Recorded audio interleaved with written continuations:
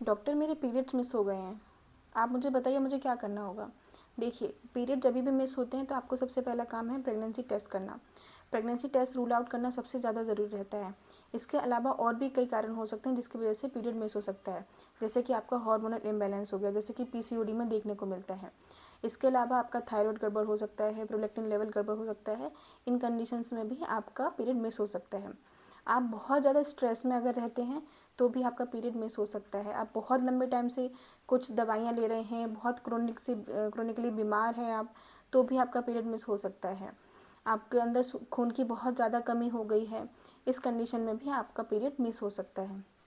इसके अलावा हम बात करें तो जब महीना बंद होने वाला होता है तो उसके पहले भी साइकिल्स इरेगुलर होना शुरू हो जाती हैं, तो आपका 2-2 3-3 महीने पे गैप बिल्कुल हो सकता है। इन सब सिचुएशंस में आपको रिपीट प्रेगनेंसी टेस्ट करते रहना चाहिए।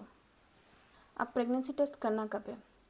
जैसे पीरियड मिस होते हैं आपको प्रेगनेंसी टेस्ट करना रहता है। अगर प्रेगनेंसी किट में नेगेटिव आ रहा है और आपको डाउट है कि आप प्रेग्नेंट हो, आपको और सिम्टम्स लग रहे हैं कि आप प्रेग्नेंट हो, तो आपको 5 से 7 दिन वेट करके रिपीट प्रेगनेंसी टेस्ट करना चाहिए। अगर उस प्रेगनेंसी टेस्ट में भी नेगेटिव आया है, आप फिर भी श्योर हैं कि आपको प्रेगनेंसी है, तो आप इसके लिए ब्लड टेस्ट भी करा सकते हैं। बीटा एसजी ब्लड टेस्ट रहता है जिसमें आप कंफर्म प्रेगनेंसी टेस्ट कंफर्म कर सकते हैं।